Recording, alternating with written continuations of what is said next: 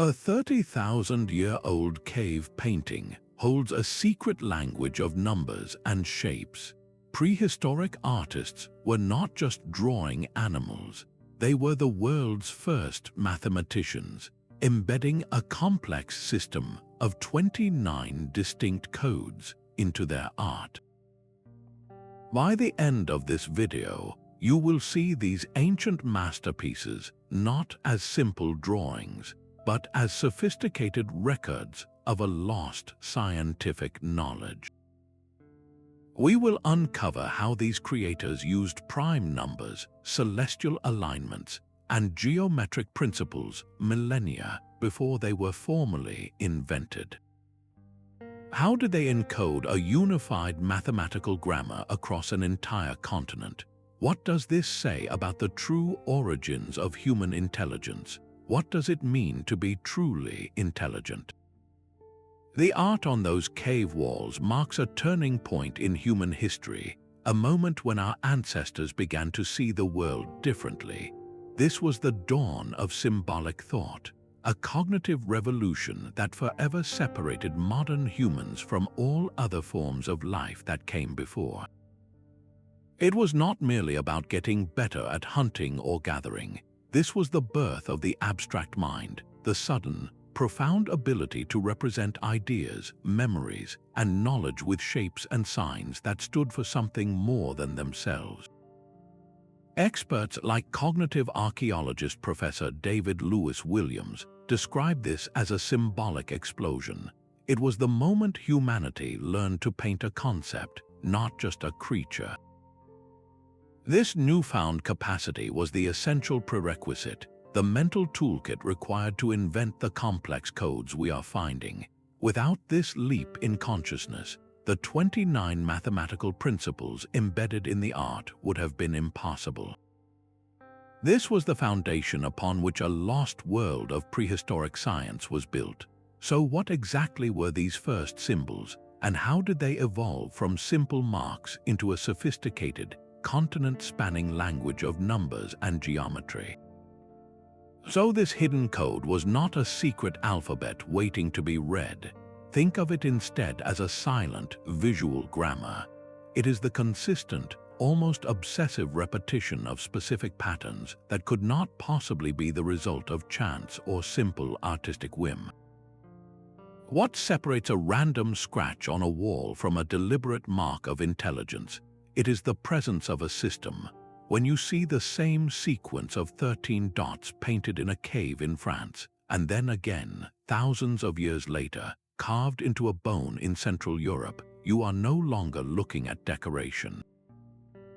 You are witnessing the footprint of a structured mind. These are the fingerprints of a thought process that understood quantity, sequence, and spatial relationship.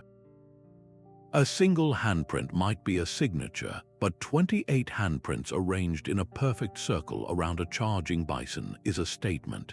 It is a mathematical and symbolic statement. The code is found in the deliberate choice to use a prime number of animals in a scene, or to always place a certain fish symbol at the precise midpoint of a panel.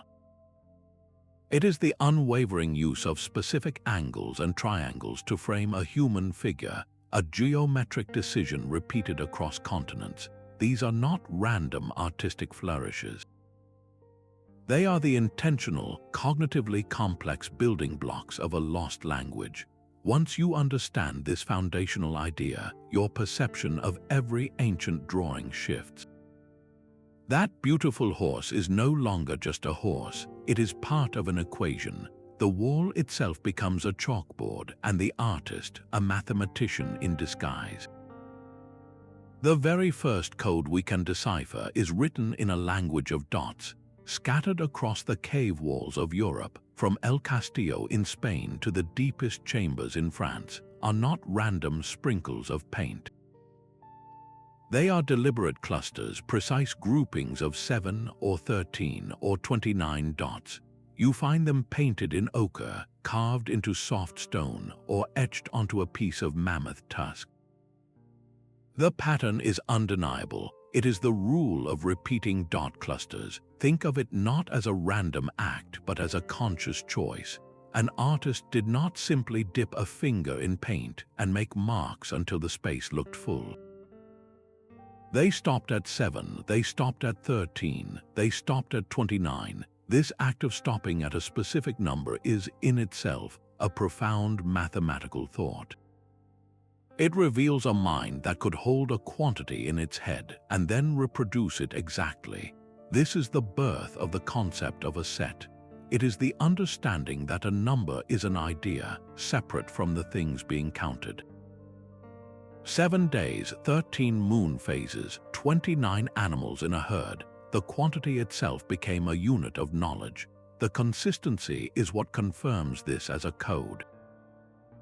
Finding the same number, 13, in a Spanish cave and then again on an artifact in Central Europe, separated by centuries and hundreds of miles, cannot be a coincidence. It signals a shared understanding, a transmitted convention. It was a mathematical rule that disparate communities all understood. This repetition of specific numerical values points to a potential real-world application, a way of tying abstract numbers to the rhythms of life. Anthropologists suggest these could be lunar tallies, a prehistoric calendar tracking the phases of the moon. A cluster of 13 might represent the number of lunar cycles in a year, or 29 the days in a lunar month. Alternatively, they could be a hunter's record, a count of animals seen or a desired bounty from a migration. But the true power of this first code lies not in what was being counted, but in the fact that counting was happening at all. It reveals a mind that had moved beyond the immediate and tangible into the realm of abstract quantification. This was humanity's first step toward mathematics, and it was painted on a wall for all to see. That language of dots reveals a mind capable of holding a number, but the second code shows a mind grappling with the very essence of numbers themselves. Astonishingly, these ancient artists displayed a clear preference for prime numbers. We find sequences of 3, 5, 7, and 11 appearing not by chance but by deliberate design. Look at a frieze of horses and you will count exactly 7. A group of hunters encircling an aurochs will number 5. A series of fish symbols etched along a river will stop at 11. These are not round numbers like 10 or 20. They are primes, numbers divisible only by 1 and themselves. This choice is profoundly significant. Think about what you see in the natural world. You see pairs of eyes, the 4 legs of a mammoth, the 6 sides of a honeycomb. Primes are different. You cannot look at a herd of animals and instinctively see the number 7 or 13. These values are abstract. They are pure mathematical concepts discovered by the mind, not simply observed with the eyes. The use of primes suggests these artists were engaging with the fundamental, internal properties of numbers. It is the difference between knowing how to count and understanding what numbers are. This is a cognitive leap that separates simple tallying from deeper mathematical reasoning. It hints at a very early, intuitive grasp of number theory. Why would they do this? Some researchers propose that primes, being indivisible, held a symbolic power, representing concepts of unity or indivisibility. Others suggest their use was a sophisticated memory aid, as unique prime sequences are easier for the human brain to recall than random strings of numbers. But the most compelling idea is that they were simply exploring a numerical pattern they found inherently interesting. The presence of primes is a powerful argument for advanced, latent mathematical thought. It reveals creators who are not just recording their world, but actively probing the logical structures that underpin it. They were playing with the building blocks of mathematics millennia before Pythagoras or Euclid gave them names.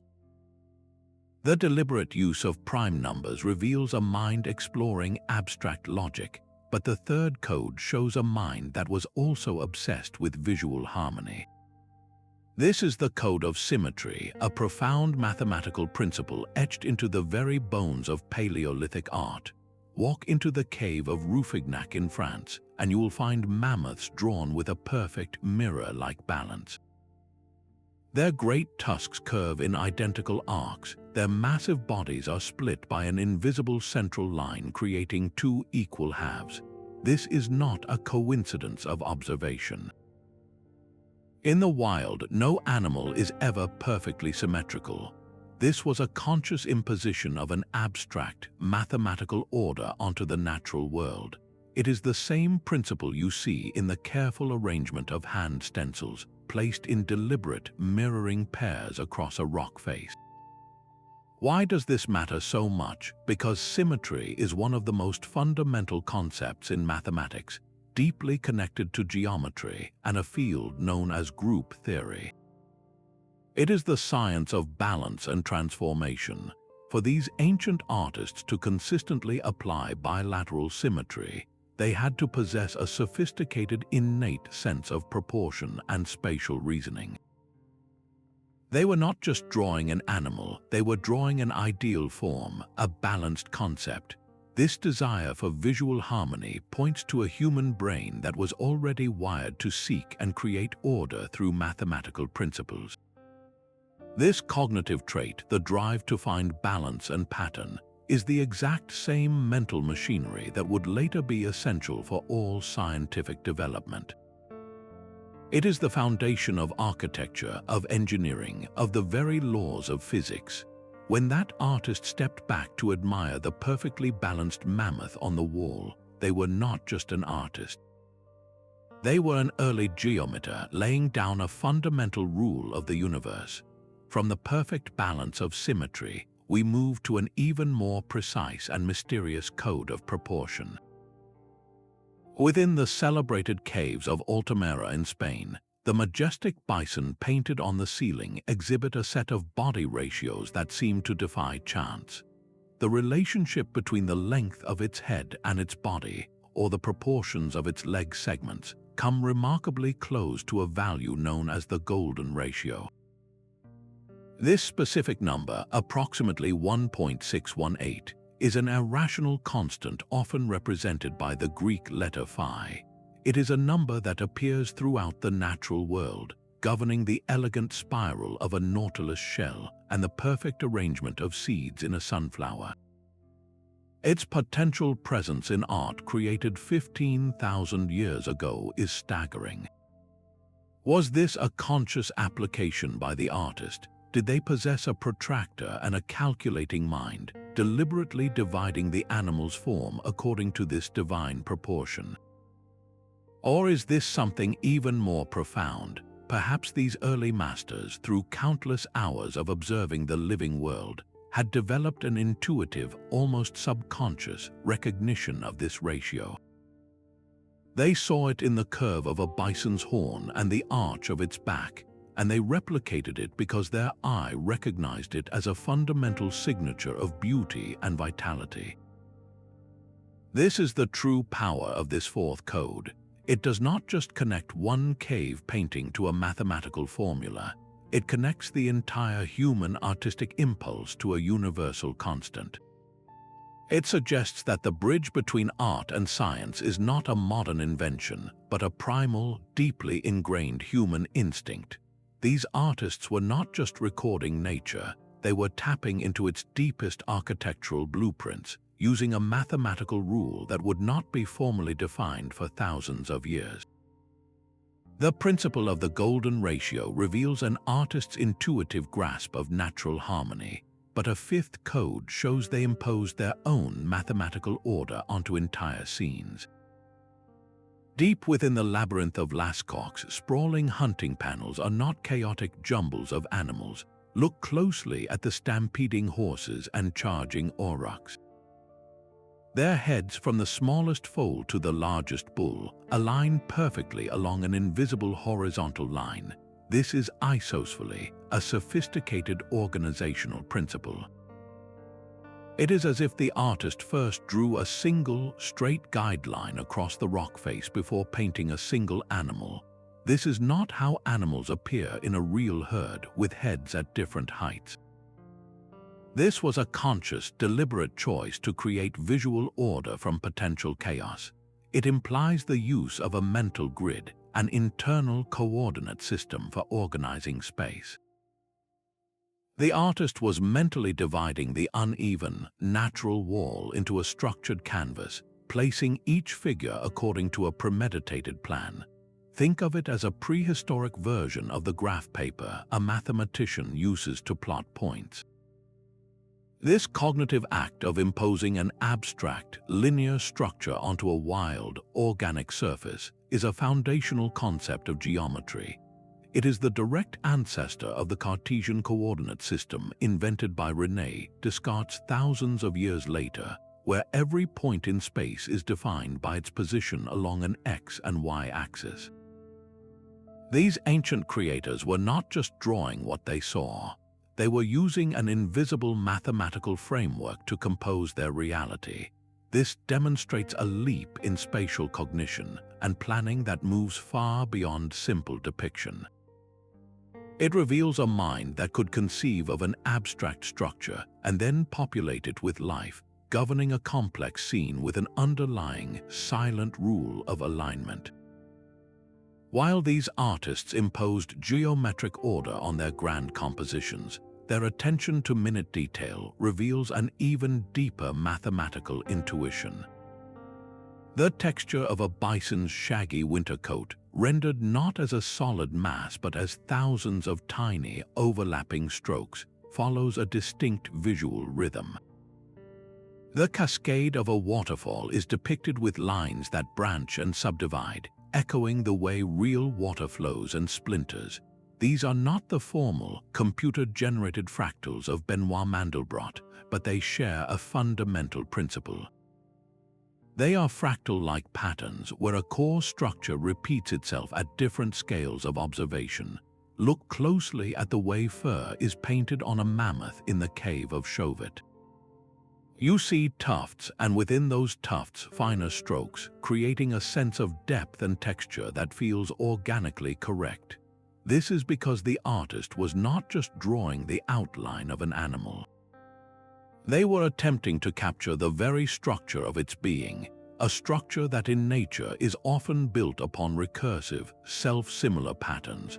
To see and then replicate this hierarchical complexity requires a specific kind of mind, one capable of recognizing a pattern and then understanding how that pattern nests inside itself. This is a cornerstone of mathematical modeling, the ability to break down a complex system into its repeating, scalable components. When an ancient painter diligently added layer upon layer of fine lines to represent a horse's mane, they were doing more than creating a realistic image. They were engaging with the inherent, chaotic mathematics of the natural world.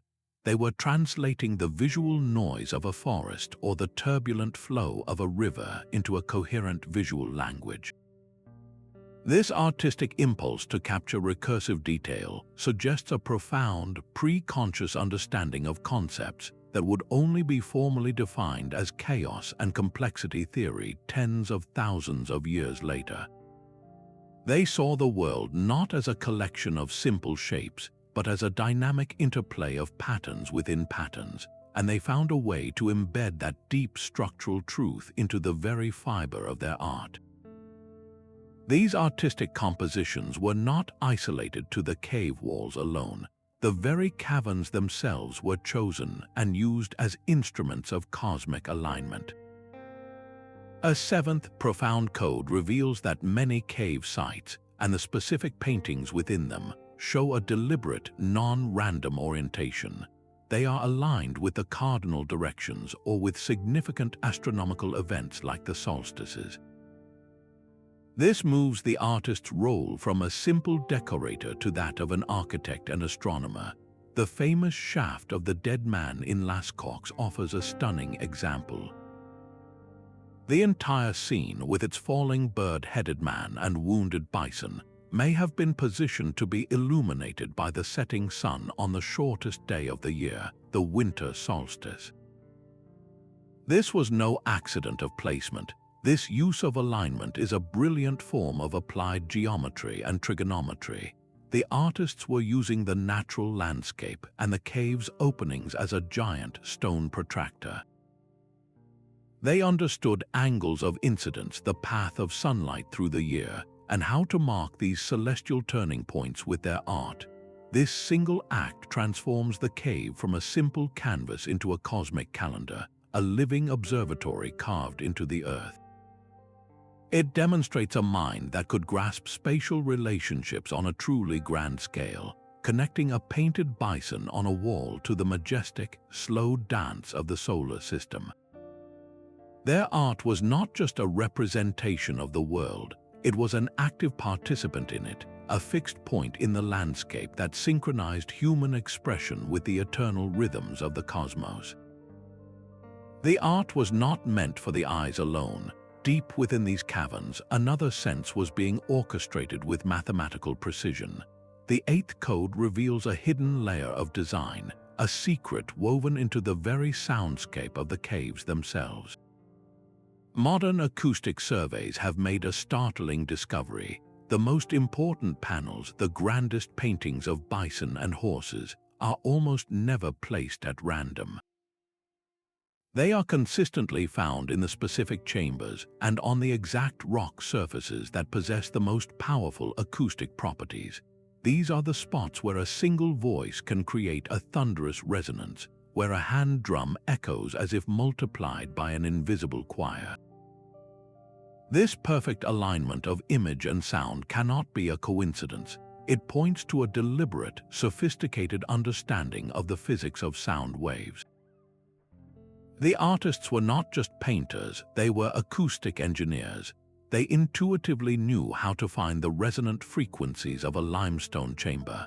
By placing their most sacred art in these locations, they were creating a multi-sensory experience, a ritual where the visual symbol and the auditory vibration became one. Imagine a shaman chanting in the flickering torchlight before a towering red deer.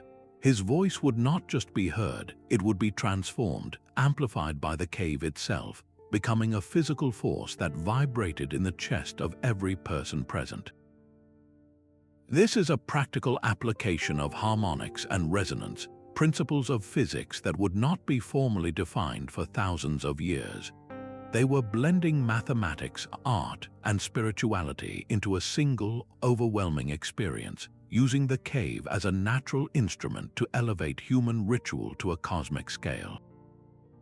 The resonant echoes of the cave were not the only form of pattern these artists understood.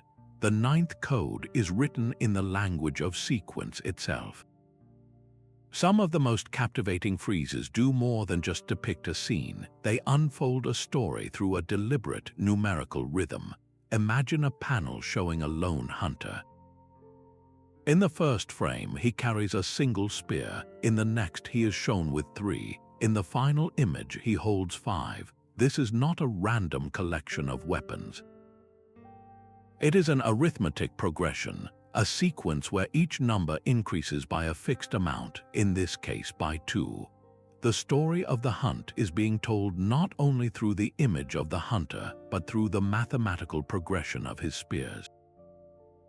It is a visual representation of the concept of addition, of accumulating quantity. We see this same principle applied to herds of animals. A group of 5 horses might be followed by a group of 7, then 9, then 11. The narrative of a migrating herd is layered with the hidden structure of a numerical series. This simple yet profound device transforms a story into a mathematical equation. It demonstrates a cognitive leap from thinking in static numbers to thinking in dynamic sequences.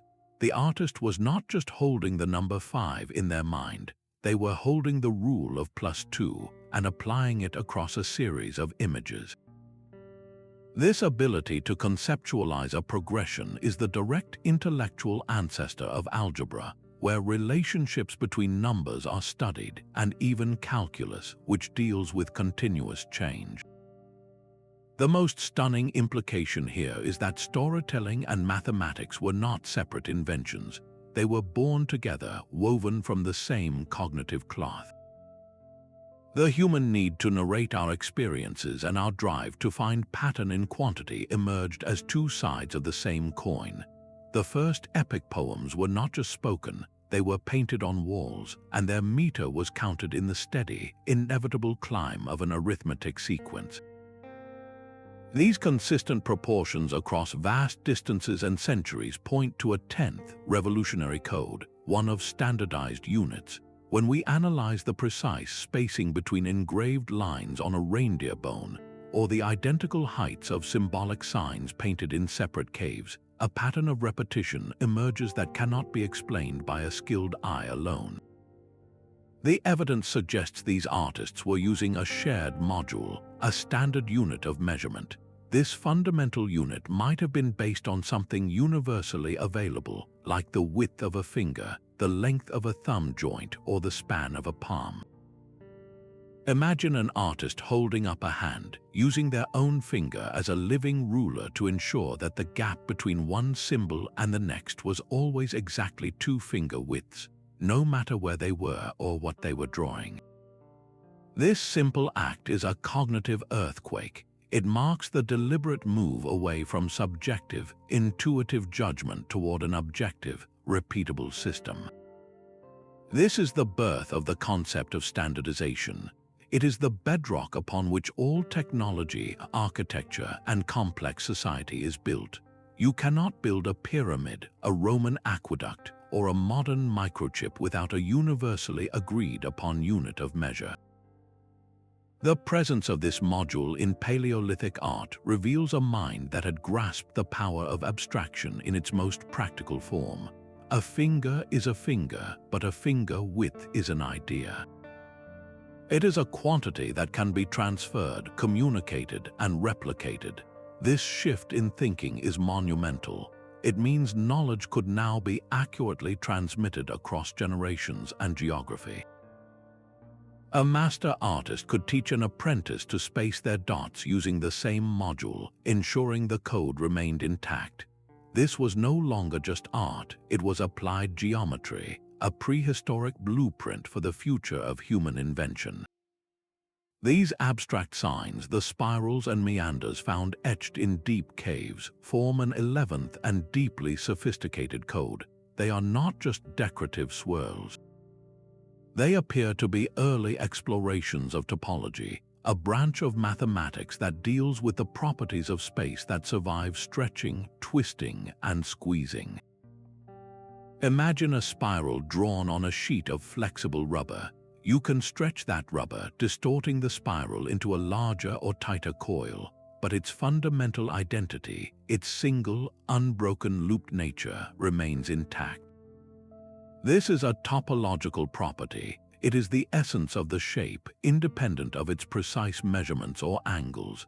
That ancient artist drawing a spiral was capturing this very essence. They were depicting a concept, not just a line. Similarly, a lattice pattern, a series of interconnected lines, can be warped and bent, but its connectedness, its network of intersections, is preserved. Why is this so profound? Because it reveals a mind thinking about space in a fluid and relational way, not just a rigid, geometric one. This goes beyond the fixed proportions of the golden ratio or the strict alignments of isosceles. This is about understanding the deeper, more elastic properties of forms, the ability to conceive of a shape by its invariant characteristics, to recognize that a circle and a square are topologically equivalent if you are allowed to continuously deform one into the other, represents an incredibly high level of abstract thought. It suggests these creators were not just recording the world's geometry, they were playing with its very fabric, probing the mathematical rules that govern form itself, long before the formal discipline of topology was ever conceived. This emerging grammar of shapes leads us directly to the 12th hidden code, a system of combinatorial symbols. Those dots, lines, and triangles are not scattered in isolation. They are arranged in deliberate clusters and sequences, forming what can only be described as a prehistoric syntax. A single line might mean one thing, but a line crossed by 3 dots and followed by a chevron could convey an entirely different, more complex message. Researchers, including Genevieve von Petzinger, have meticulously documented these signs across hundreds of European caves, and their findings are breathtaking. They identified a core set of only about 32 distinct abstract forms that appear again and again across tens of thousands of years. This is the mathematical magic of combinatorial power. It is the profound understanding that a limited set of fundamental units can be recombined to generate an almost infinite variety of expressions. Think of our own modern alphabet.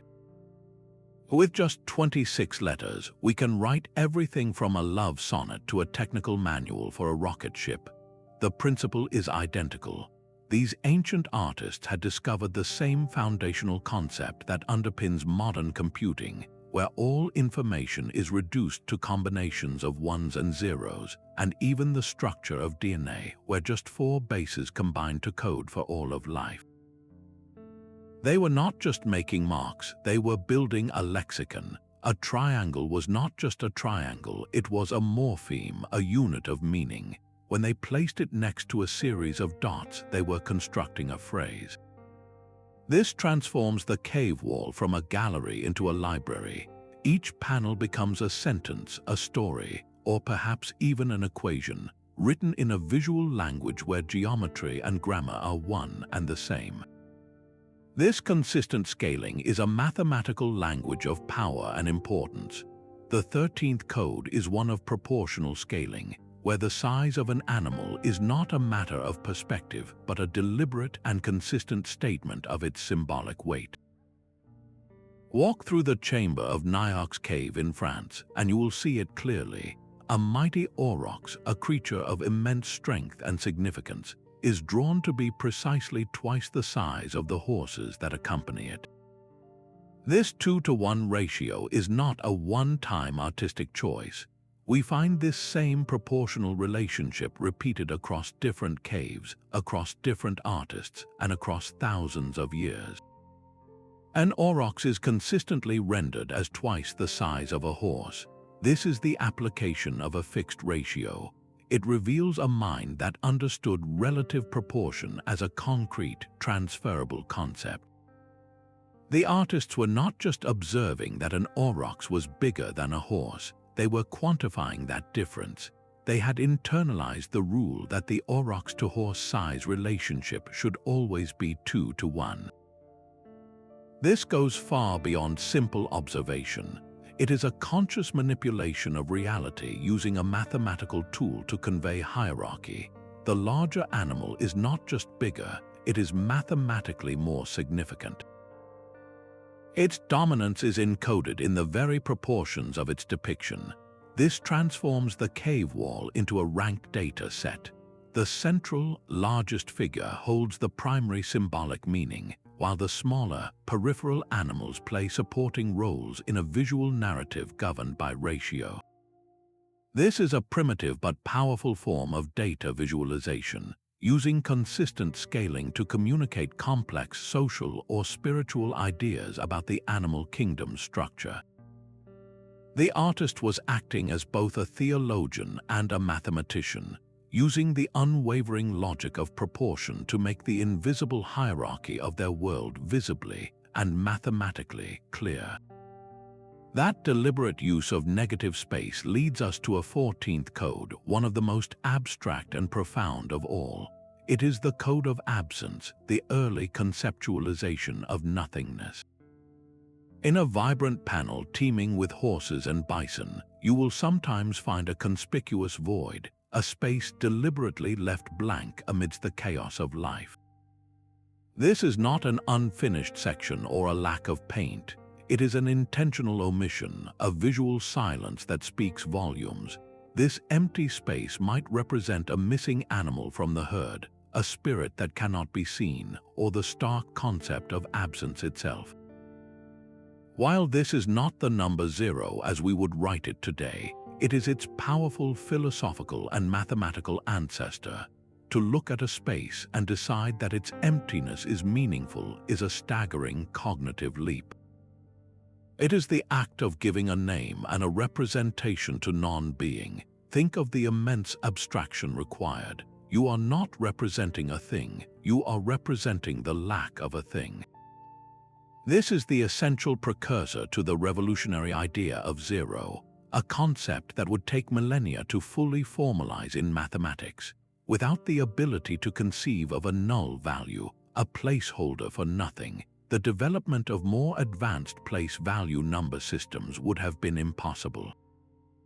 Our entire modern digital world, built on binary code of ones and zeros, rests upon this foundational idea. When that ancient artist chose to leave a gap in the composition, they were doing more than creating artistic balance.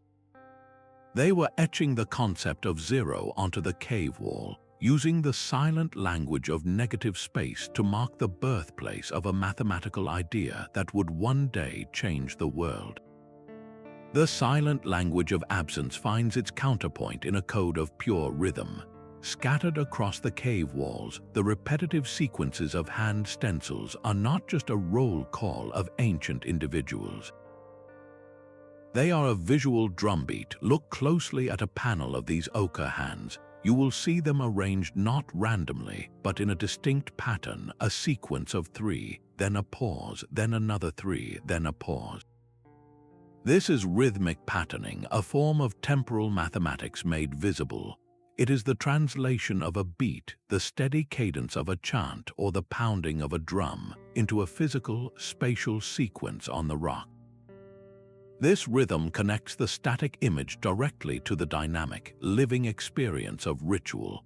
Imagine the scene in the flickering torchlight, the sound of a drum echoing through the resonant chamber, matching the precise visual rhythm of the hands on the wall.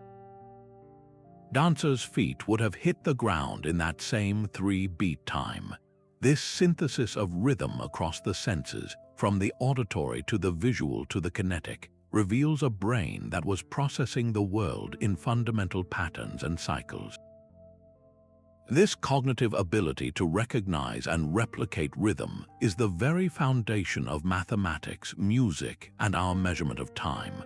The steady tick of a clock, the repeating measures of a symphony, the predictable orbits of celestial bodies, all are built upon this same innate understanding of periodic sequences. The art was not a separate, silent object. It was an integrated temporal experience, a frozen moment of music and movement, proving that for these early mathematicians, the flow of time itself was a canvas to be measured and marked with an unwavering, rhythmic hand. Even the most familiar cave paintings hold a hidden geometric tension. Look closely at a bison drawn in profile, its body a long, elegant curve, but then you see its horns not pointing to the side but facing directly toward you, drawn as if you were looking at the animal head-on. This is twisted perspective, a common technique where different parts of an animal are shown from different viewpoints. For centuries, this was seen as a primitive mistake, a sign that these artists had not yet mastered realistic representation. But we now understand this was not an error at all. It was a deliberate and sophisticated experiment. The artist was making a conscious choice to combine the most informative views of the animal into a single image. The profile view best captures the distinctive silhouette of the body, while the frontal view of the horns best conveys their power and span. This was an early, brilliant struggle with the core problem of projective geometry, the mathematical field that deals with representing a 3-dimensional world on a 2-dimensional surface. Their minds were actively grappling with a fundamental question: how do you project the full truth of a solid object onto a flat plane? They understood that a single, fixed viewpoint was limiting. By breaking that rule, they were trying to encode more data, more essential information into their work. This is the 16th code. It reveals a mind that was not content with mere likeness. It was a mind seeking a system, a set of rules to translate the complex reality of space onto the wall of a cave. They were inventing a visual language to solve a problem that would consume Renaissance masters thousands of years later, proving that the drive to map 3 dimensions onto 2 is an ancient and deeply human mathematical impulse. That deliberate use of specific numbers for specific animals reveals a 17th code of profound importance, the systematic enumeration of herds. When you see a group of horses painted in one cave, you might count exactly 7 of them. Then, in a cave hundreds of miles away, painted by a different hand 1,000 years later, you find another frieze of horses, and again there are 7. The same pattern emerges with bison, often depicted in groups of 4, or aurochs in groups of 12. This is far beyond simple artistic license or a casual effort to fill the space. This is deliberate, non-random quantification. It suggests that the number of animals in a scene was as important as the animals themselves. Why would this be? One powerful theory points to the practice of hunting magic. By painting a successful hunt with a specific, desired number of animals, the artist was perhaps attempting to manifest that exact bounty in reality. It was a form of symbolic control over their environment, where the number 7 was not just a count, but a prayer, a target, a magical integer.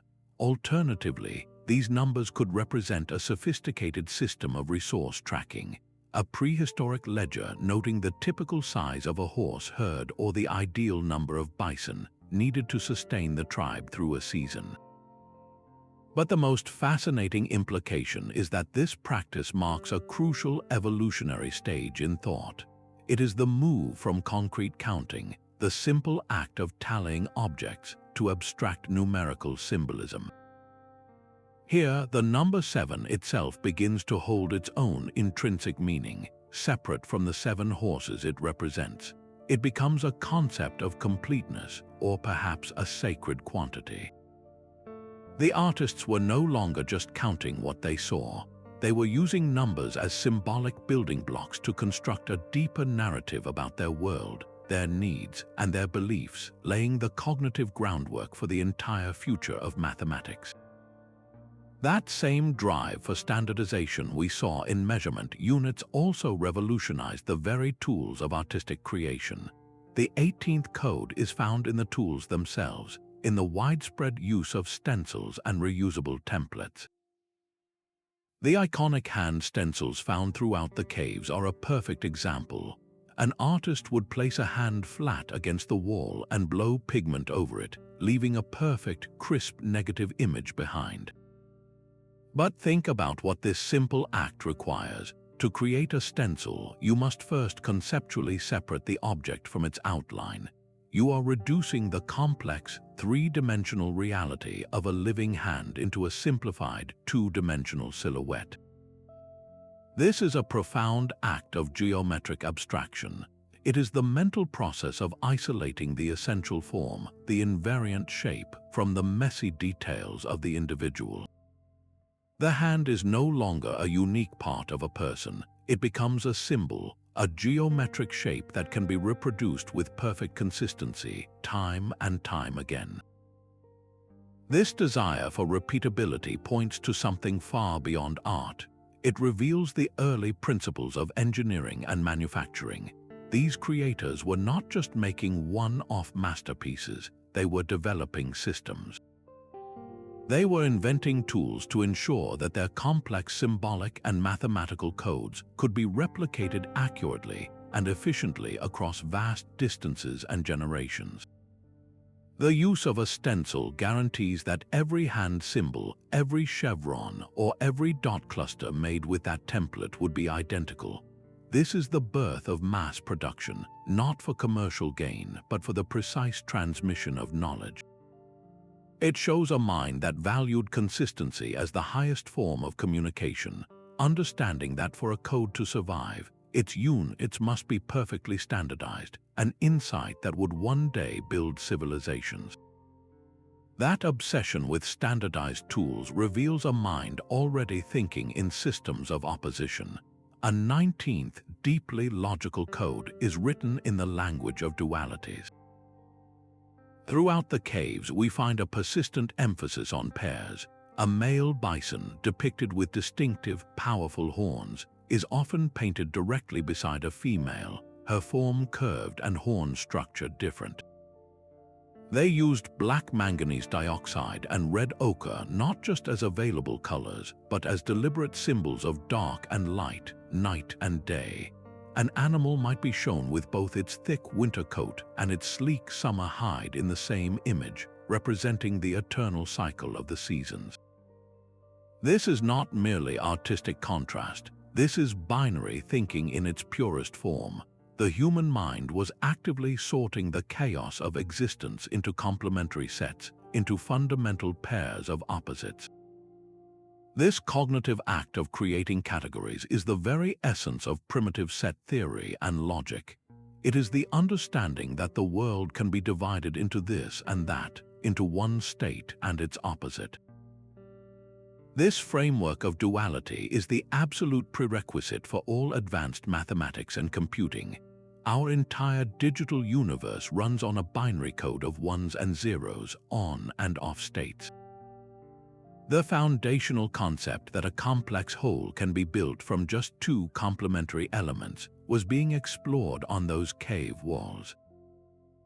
The artists were mapping the world's inherent dualities, and in doing so, they were building the logical architecture of the human mind itself, an architecture that would one day learn to think in the clean, decisive language of true or false, the bedrock of all computation. This process of seeing the world in pairs and opposites demanded a new way of seeing form itself. A charging bison is a whirlwind of muscle, fur, and motion, a creature of immense complexity. Yet on the cave wall, it is often rendered as a powerful, singular curve for its back, a triangle for its massive head, and a series of straight lines for its sturdy legs. The artists were not attempting to capture every single hair. They were performing a radical act of geometric abstraction. They were mentally stripping away the chaotic details of the living animal to reveal its underlying architectural blueprint. A mammoth becomes a composition of a large oval for its body, smaller ovals for its legs, and two great, sweeping arcs for its tusks. This is far more than a simple drawing style. It is a fundamental cognitive process, the very same one that underpins all of modern science and engineering. It is the act of mathematical modeling. To look at a complex, unpredictable system, whether it is a living creature or a flowing river, and reduce it to its essential, predictable components, is the first step toward understanding and controlling it. When an engineer designs a bridge, they do not draw every bolt and wire first. They start with the basic geometric shapes, the triangles and arches that will bear the load. When a physicist describes the universe, they use mathematical models, simplified representations of reality built from fundamental equations. These ancient artists were doing the exact same thing 15,000 years ago. They were building mental models of their world, using a vocabulary of circles, lines, and angles to make the overwhelming complexity of nature manageable and understandable. This ability to see the geometric skeleton hidden within the flesh of reality was not just an artistic choice.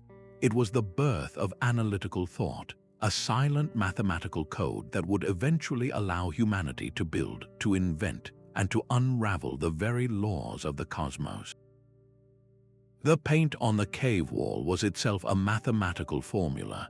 To create the vibrant reds and deep blacks that have lasted for 30,000 years, these artists were not just gatherers of pigment, they were master chemists. They understood that raw ochre alone would not adhere to the stone.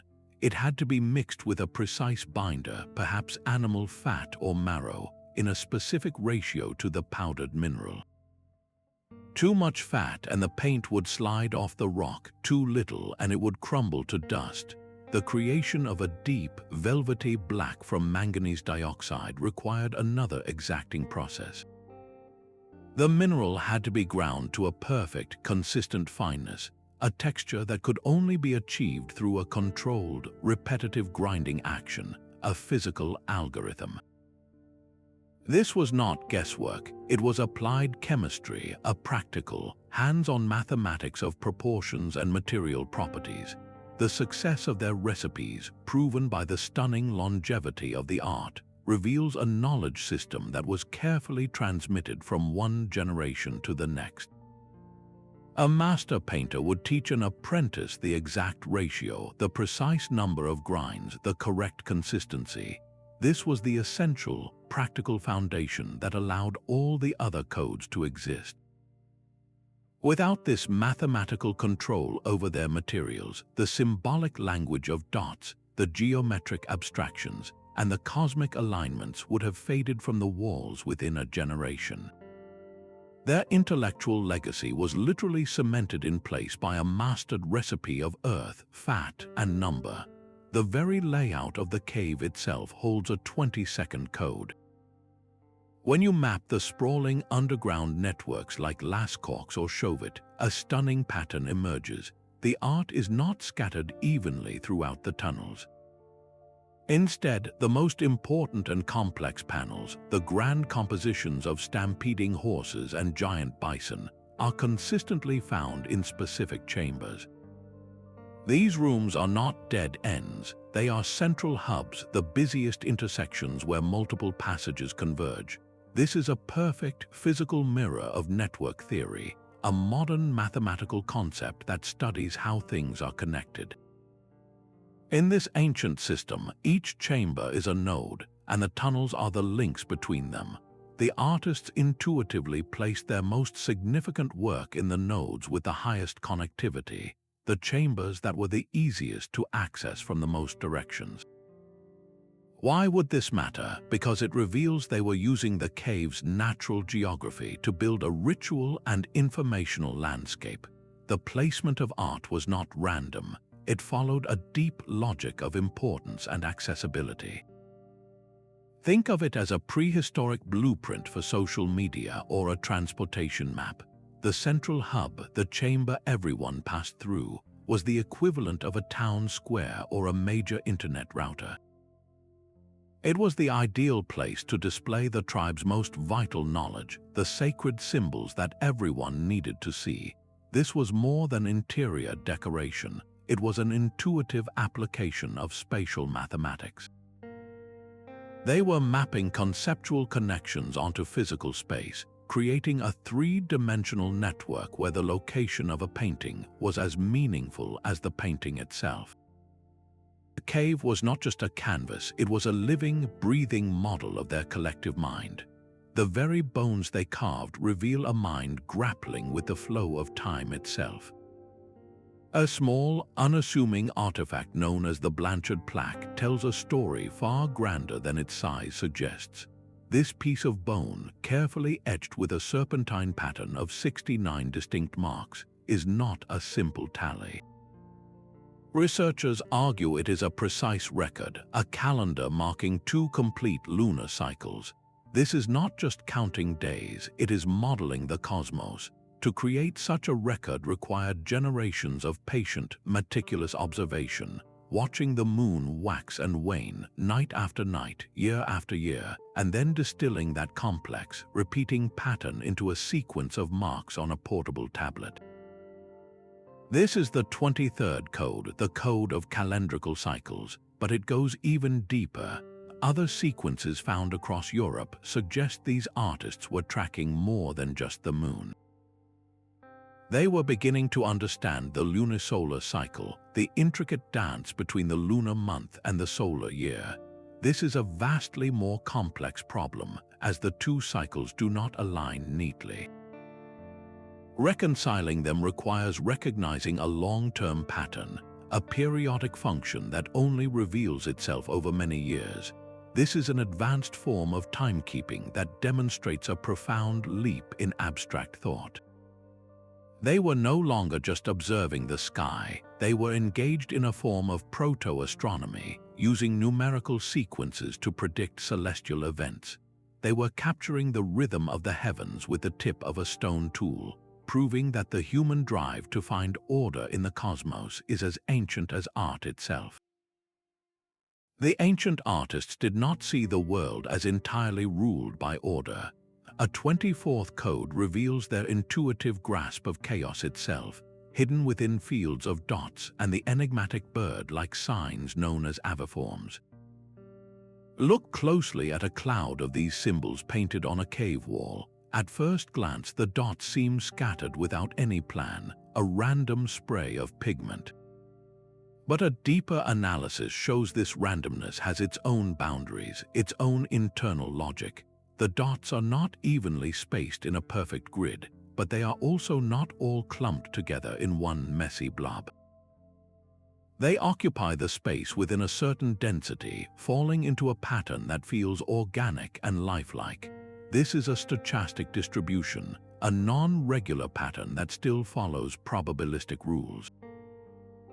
This was not a failure to impose order.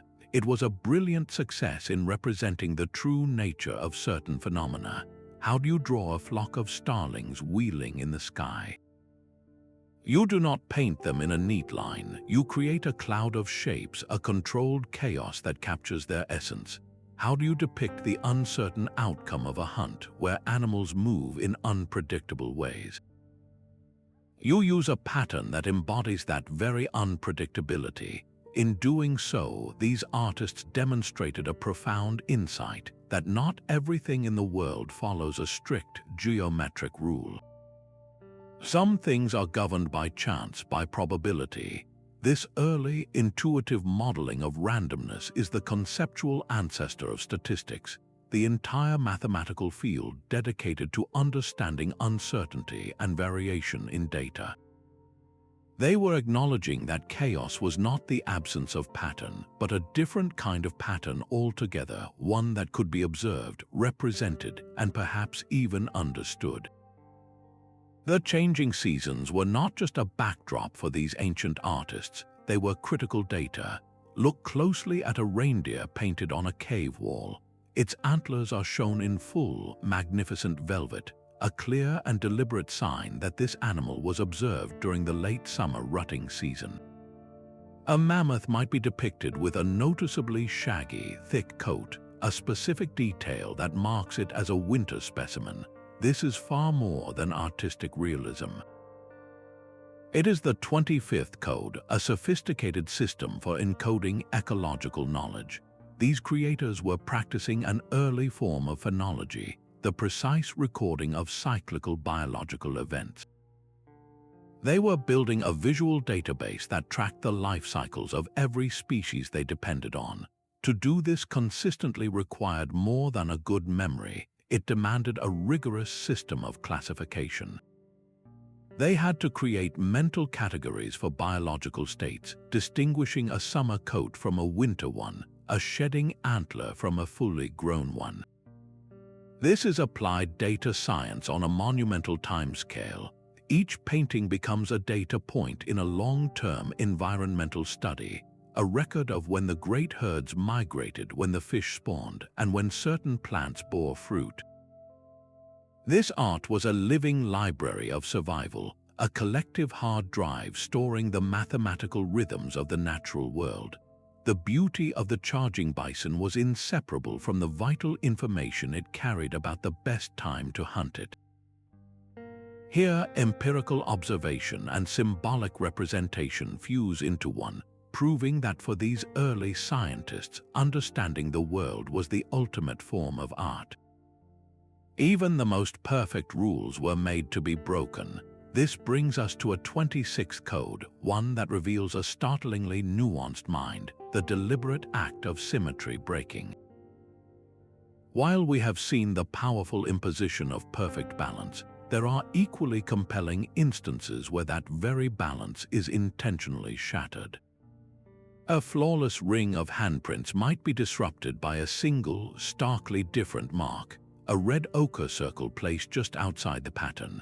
A mammoth drawn with a perfectly mirrored body might have one tusk deliberately elongated or angled incorrectly. This was not a mistake or a lack of skill. This was a conscious, sophisticated choice to disrupt the established order. In modern mathematics and physics, symmetry breaking is a fundamental principle that explains the emergence of everything in our universe, from the variety of subatomic particles to the very structure of galaxies. The idea is that a perfectly symmetrical system is often unstable, and it is through the breaking of that symmetry that complexity and diversity are born. The ancient artists seem to have grasped this profound concept on an intuitive, symbolic level. In a ritual context, this single imperfection could have held immense power. It might have represented the intrusion of chaos into order, the presence of the unknown, or a specific, pivotal event in a story, like the moment a hunter's spear strikes its target, breaking the harmonious flow of the herd. This act demonstrates a cognitive leap far beyond simply following a set of rules. It shows an understanding that rules could be established and then intentionally violated for a higher purpose. They were playing with the very laws they had created, exploring the tension between perfect geometry and the unpredictable reality of life. This is a nuanced grasp of mathematical principles that acknowledges order is not the whole story, and that true wisdom lies in understanding when and how to break the pattern. Breaking the pattern was not the only way these artists explored the limits of thought. The 27th code is one of pure, unbound potential, found in the endless patterns that sprawl across the stone. You see it in a deeply engraved spiral that seems to coil inward forever, its center lost in shadow. You find it in a meandering line that runs along a cave wall, disappearing into a crevice only to re-emerge on the other side, giving the powerful impression that it continues on eternally beyond the edge of the visible world. These are not closed shapes like a circle or a triangle. They are visual suggestions of something without a beginning or an end. While these creators may not have had a formal, named concept of infinity, their art demonstrates a profound philosophical engagement with the idea of limitless continuation. To deliberately draw a line that implies it goes on forever is to make a statement about the nature of existence itself. It is to ponder the concept of the unbounded, the immeasurable, the eternal. This abstract thought is a cornerstone of higher mathematics. The entire field of calculus, for instance, is built upon the concept of approaching a limit, of dealing with quantities that become infinitesimally small or infinitely large. In set theory, mathematicians grapple with different sizes of infinity, a mind-bending concept that would be impossible without first accepting the idea of an endless sequence. When that ancient artist let their engraving tool wander across the rock in an unbroken, seemingly ceaseless line, they were not just decorating a surface. They were tracing the contours of a concept that would take millennia to formalize.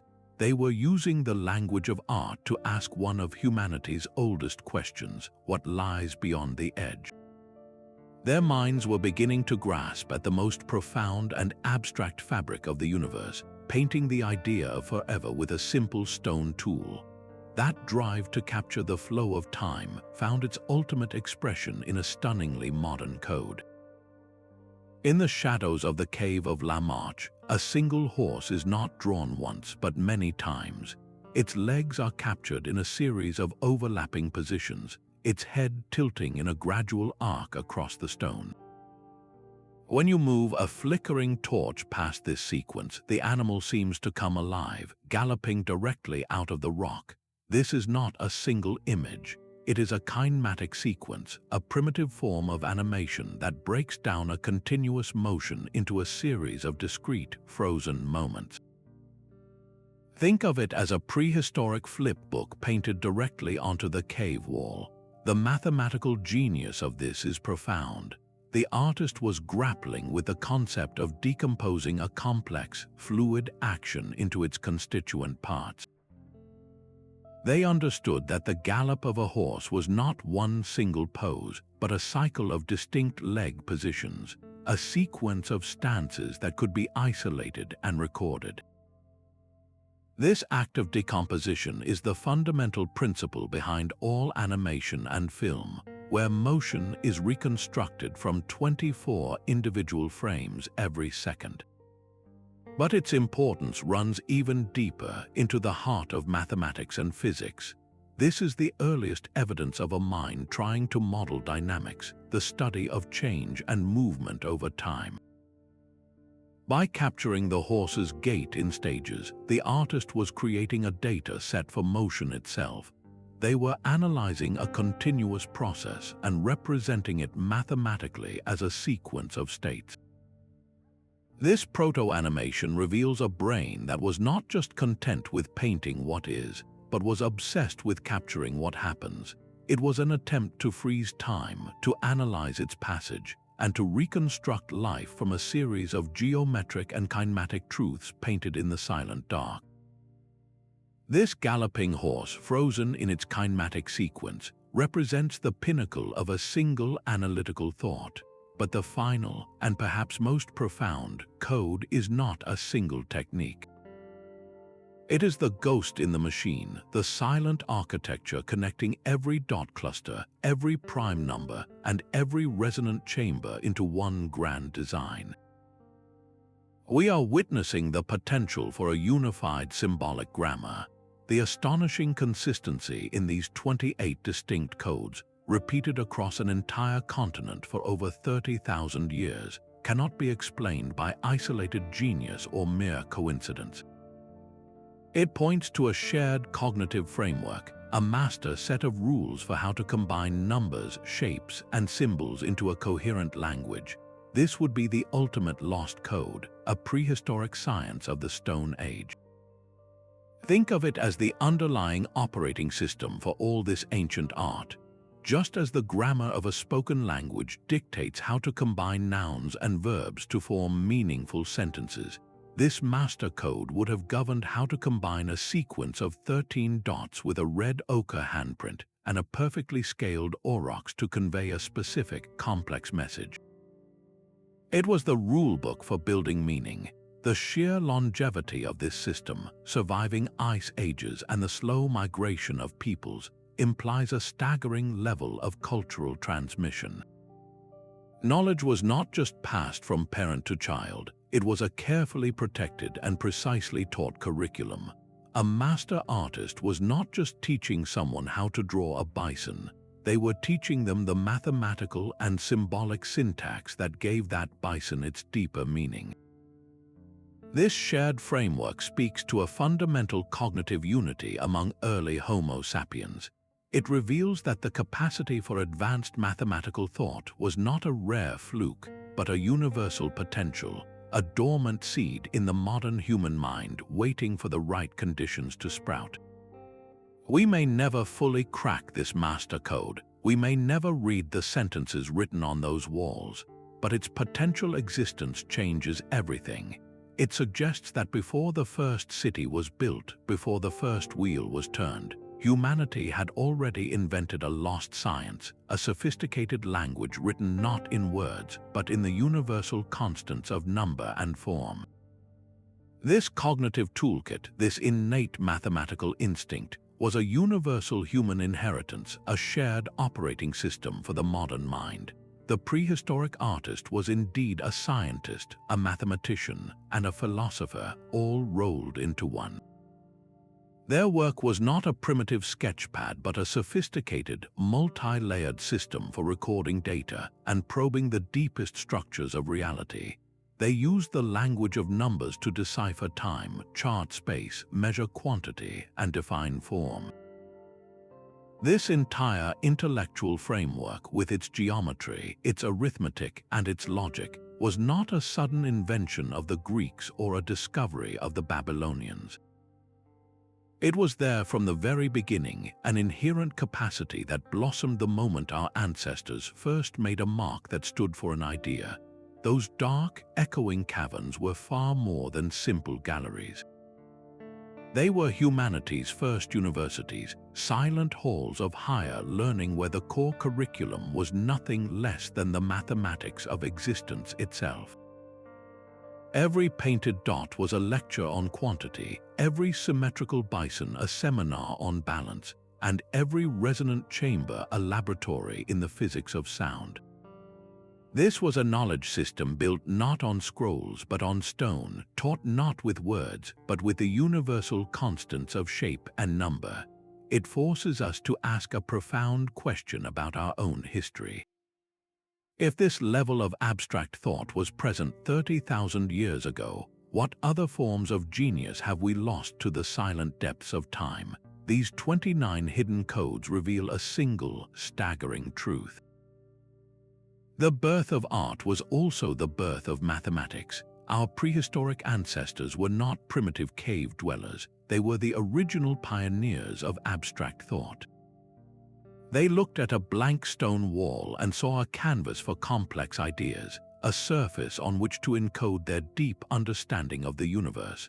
They were not just drawing animals, they were writing the first chapters in the story of human knowledge, using a language of numbers, geometry, and logic. This discovery fundamentally reframes our entire history. The capacity for advanced reasoning is not a modern invention, nor is it the sole property of so-called civilized societies. It is an ancient, intrinsic part of our species, a cognitive seed planted deep in our past that was already bearing sophisticated fruit 30,000 years ago. This should be a lesson in both humility and wonder.